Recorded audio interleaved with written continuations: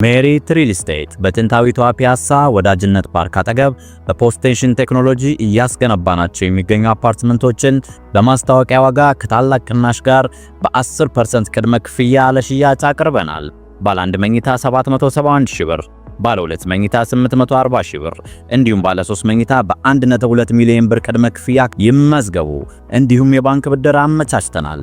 70% ለሚከፍሉ 30% ቅናሽ አዘጋጅተናል። ያሉን ቦታዎች ውስን ስለሆኑ ፈጥነው በመደወል ይመዝገቡ።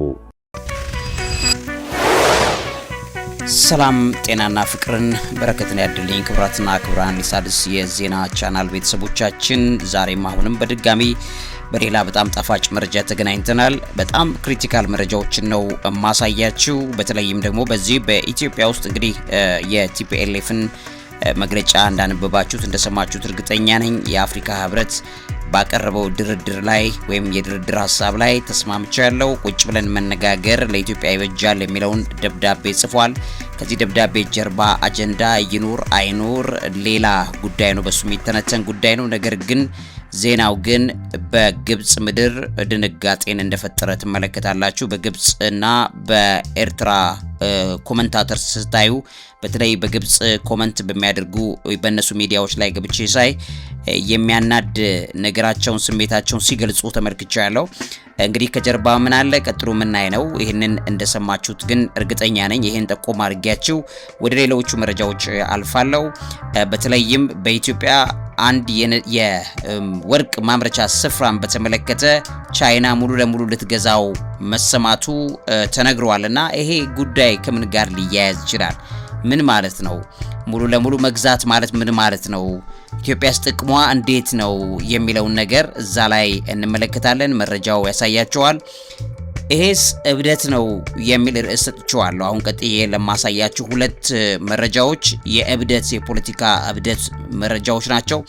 ያው በአሁን ሰዓት ላይ ዓለም ላይ ያሉ ፖለቲከኞች ጭንቅላታቸው ነገሮችን የሚያደርጉት እብድ በመሰለ ወይም ጤናማ ባልሆነ መልኩ ነው ተግባራቶቹ የሚፈጽሙት። ስለዚህ የሚፈጽሙት ነገር ቀጥሎ የሚያመጣው ዲስትራክሽን፣ ውድመት ወይም ሌሎች ተከታትሎ የሚመጡ ነገሮች ረጅም ርቀት ዓለማችንን ዋጋ ያስከፍለ ነው፣ ሀገራችን ኢትዮጵያንም ዋጋ ያስከፍለ ነው። ስለዚህ ሁለት እብደት የሚመስሉ የፖለቲካ ውሳኔዎችን በዚህ መረጃ ውስጥ አካትቼላችኋለሁ። ሌላ ግን ከዚህ ጋር በተያያዘ አንድ መረጃ ባካፍላችሁ በጣም ደስ ይለኛል። ለመግቢያ ያክል ይጠቅመናል። አንድ ኤርትራዊ ልጅ ነው፣ 14 ዓመቱ ነው፣ ተገሏል እና ይሄ ነገር በጣም የሚያሳዝን ዜና ነው። በስደት ላይ ያሉ ኢትዮጵያውያን ኤርትራውያን በየሄዱበት ዓለም ላይ ዋጋ የሚከፍሉበት ዘመን ነው ይሄ። ይሄንን ዘመን እግዚአብሔር በቃን እንዲለን፣ ይሄን ዘመን እግዚአብሔር እንዲያሻግረን ልንጸልይ እንደሚገባ የሚነግረን መረጃ ነው። እንግዲህ እንደ አውሮፓውያኑ ዘመን አቆጣጠር በጃንዋሪ 2026 ነው ይሄ ሆነው።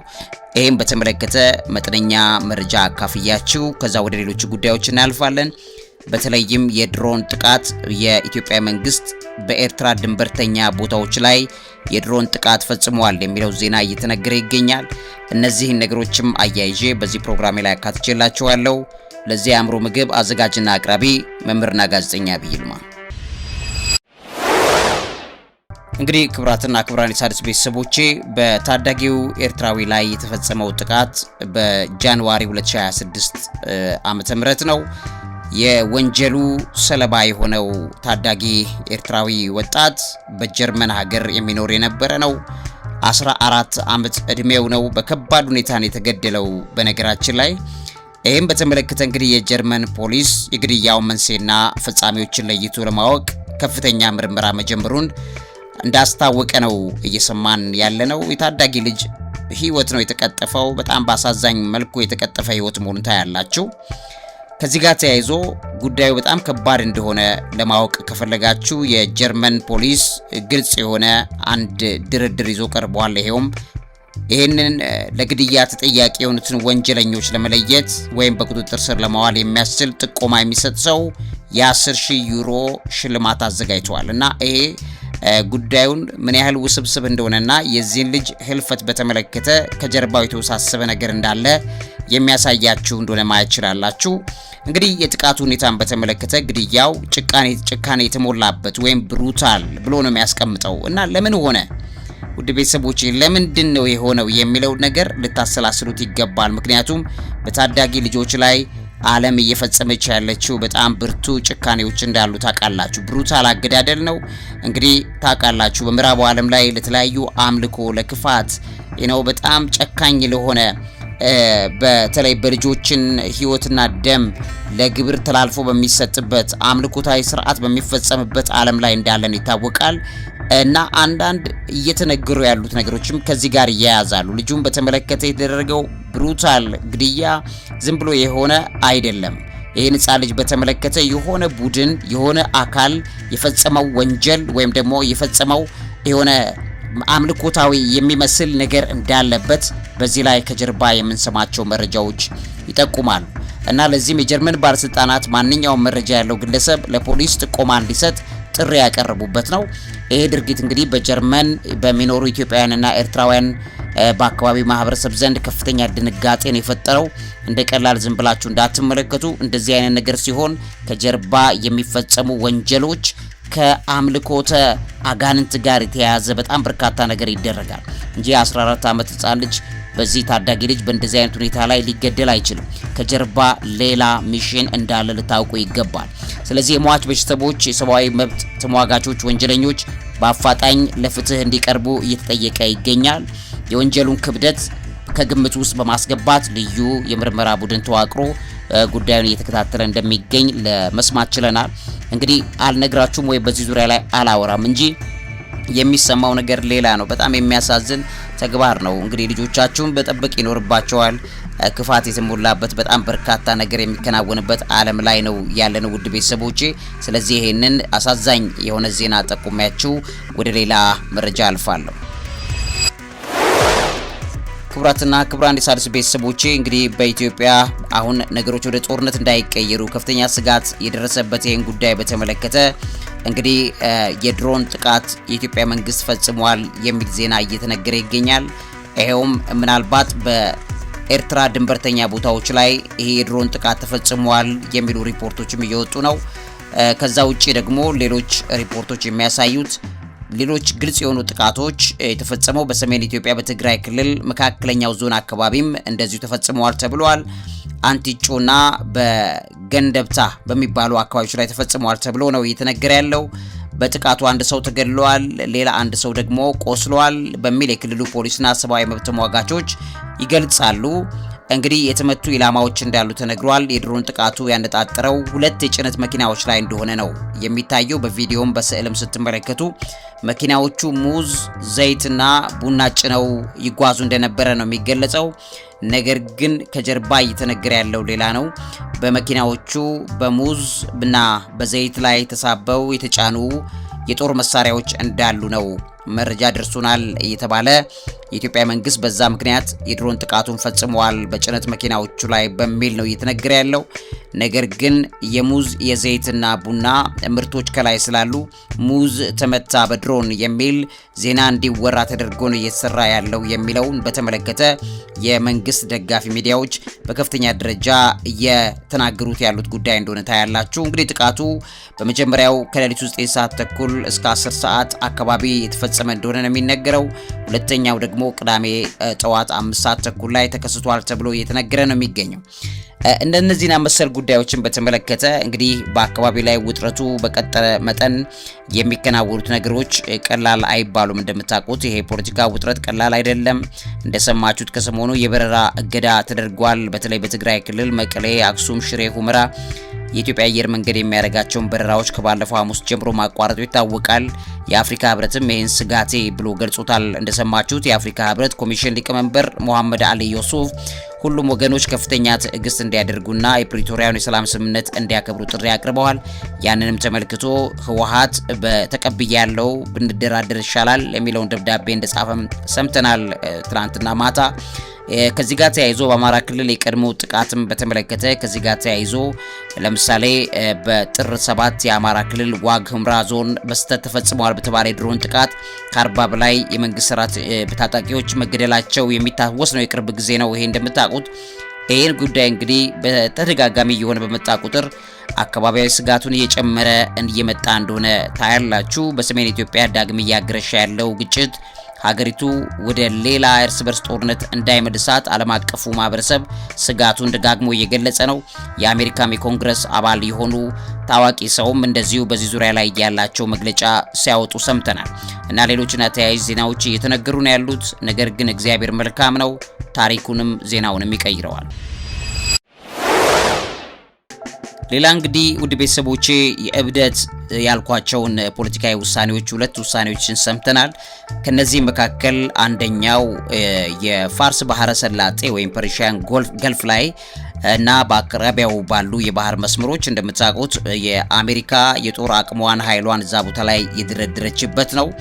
ይህም ቦታ በተመለከተ በግልጽ ኢራን ወታደራዊ እንቅስቃሴዎች በተለይም የኢራን እስላማዊ አብዮት ዘበኛ ወይም IRGC የሚባለው የባህር ኃይሉን ከአሜሪካ የባህር ኃይል መርከቦች አጠገብ ልምምዶች ማድረጉን ተደጋጋሚ ውጥረት የሚፈጥር ክስተት እንደተከሰተ ይሄም አብደዋል እንዴ የሚያስብል ነገር እንዳለበት የሚያሳይ መረጃ እየተሰማ ነው የሚገኘው። የኢራን ወታደራዊ ልምምድን በተመለከተ እንግዲህ ይሄ ጉዳይ ከአሜሪካ የጦር መርከቦች ቅርብ ቦታ እዛው አካባቢያ ነው ልምምዱን የሚያደርጉት። እንግዲህ ኢራን በፋርስ ባህረ ሰላጤና በሆርሙዝ ስትሬት በሚባለው ቦታ አካባቢ ላይ ሰፊ የባህር ኃይልና የድሮን ልምምዶች አድርጋለች። እንደገናም ልታደርግ ነው የሚሉ ዜናዎችም እየተሰሙ ነው። እነዚህ ልምምዶች የቦለስቲክ ሚሳኤሎችን፣ አዳዲስ ስትራቴጂካዊ ድሮኖችን፣ የፈጣን ጥቃት ጀልባዎችን የሚያካትቱ እንደሆነ እየተነገረ ነው ያለው። ይሄ እንግዲህ በጦርነት ቅስቀሳ የሚመስል ነገር እንዳለበት ይነገራል። በቀናት ልዩነትና በእነዚህ ጥቂት ሁለት ቀናት ውስጥ የኢራኑ የውጭ ጉዳያቸውን የሚይዙላቸው ከፍተኛ ባለስልጣን በሩሲያ ተገኝተው ከሩሲያው መንግስት ከቭላዲሚር ፑቲን ጋር መነጋገራቸው ይሰማል። ምናልባት ይሄም የዛ የምክር ውጤት ሊሆን ይችላል ተብሎ እየተገመተ ይገኛል። ከዚህ ጋር ተያይዞ የአሜሪካ የባህር ኃይል ምላሽም አለ። የአሜሪካ ባህር ኃይል ወይም ፊፍዝ ፍሊት የሚባለው በእነዚህ ወሳኝ የንግድ መስመሮች ላይ ያለውን ጥበቃ ያጠናክራል፣ የኢራንን እንቅስቃሴ በቅርበት ይከታተላል በሚል ባህር ኃይሉ ምላሽ ሰጥቷል እና የተፈጠረው ውጥረትን በተመለከተ የኢራን የባህር ኃይል በአሜሪካ መርከቦች ላይ የአሽከርካሪነት ወይም ስዋርሚንግ ጥቃት መሰንዘርን እንደ ስልት ይጠቀማል በሚል ነው እየተነገረ ያለው። ይሄም የአሜሪካ መርከቦች ደህንነት አደጋ ላይ የሚጥል ነው ተብሎ ይታሰባል። ከቅርብ ጊዜ ክስተቶች ለምሳሌ ከ2025 ከ26 ባለው የመጀመሪያው ላይ በነበረው ውጥረት ኢራን በአሜሪካ መርከቦች አቅራቢያ የባህር ኃይል ልምምዶችን በማድረግ የኃይል ማሳያ እንዳደረገች ይታወሳል። ይህም የአሜሪካ መርከቦች በተለይ ከአካባቢው እንዲርቁ ማስጠንቀቂያ እንደሰጠችም በወቅቱ ይነገራል እና ይሄ ጉዳይ እንደ እብደት ነው ፖለቲከኞች እየተመለከቱት ያሉት። ኢራን በአካባቢው የአሜሪካን ወታደራዊ ኃይል መገኘትን ቀስቃሽ ስትል ነው የምትተቸው። አሜሪካ ደግሞ የኢራንን ተግባር አደገኛና ቀስቃሽ ስትል እንደዚሁ ትገልጸዋለች። ይህም የጦር መርከቦችና የድሮኖች መስተጋብር በአካባቢው የነዳጅ ማጓጓዣ መስመር ላይ ከፍተኛ የደህንነት ስጋት እየፈጠረ እንደሚገኝም ለማወቅ ተችሏል። ይሄኛው መረጃ ይጠቅማል። ወደ ሌላኛው የእብደት ወይም ደግሞ ጤናማ ውሳኔ ነው ወይ ተብሎ ወደሚጠይቀው መረጃ ለለፍላችሁ መምህርና ጋዜጠኛ ዐቢይ ይልማ። እንግዲህ ክብራትና ክብራን የሣድስ ቤተሰቦቼ ይህም የፖለቲካ ውሳኔ ምንድነው? እብደት ነው ወይ አብደዋል እንዴ የሚያስብል አይነት ነው እና በጣም ስለገረመኝ ነው። እንደሰማችሁት ከሆነ አላቅም ሩሲያ የዩክሬኑን ፕሬዝዳንት ቮሎዲሚር ዜሌንስኪን ለሰላም ንግግር ወደ ሞስኮ ና ብለዋለች እና በጣም ዓለምን የደነገጠው ምን ማለት ነው የሚል እንግዲህ እያንዳንዱ የፖለቲካ ቁማር ጀርባ የሚሰሩ ስሌቶች እንዳሉ ታውቃላችሁ። ያንን ማሰላሰል ይቻላል እና ሩሲያ የዩክሬኑን ፕሬዝዳንት ቮሎዲሚር ዜሌንስኪን ወደ ሞስኮ መጥቶ በሰላም ጉዳይ ላይ እንዲያወራ ግብዣ አድርጋለታለች። እንግዲህ ይሄን በተመለከተ ሩሲያ ፕሬዝዳንት ዜሌንስኪን ለሰላም ንግግር ወደ ሞስኮ እንዲመጡ በድጋሚ ነው ግብዣ ያቀረበችው። የዜሌንስኪ ደግሞ ይህን ጉዳይ በተመለከተ ውድቅ ማድረጉን እየተነገረ ይገኛል። ይሄማ ሹፈት ነው፣ ይሄማ ቀልድ ነው፣ ቀልድ ብቻም ሳይሆን የተሰላች ነገር አለች በሚል ነው በግልጽ እየተናገረ ያለው። እንግዲህ ፕሬዝዳንት ዜሌንስኪ ሀገሬን በየቀኑ በሚደበድብ ሀገር ዋና ከተማ አልገኝም በማለት ወደ ሞስኮ ለመሄድ የቀረበለትን ጥያቄና ጥሪ ውድቅ እንዳደረገ ተሰምቷል።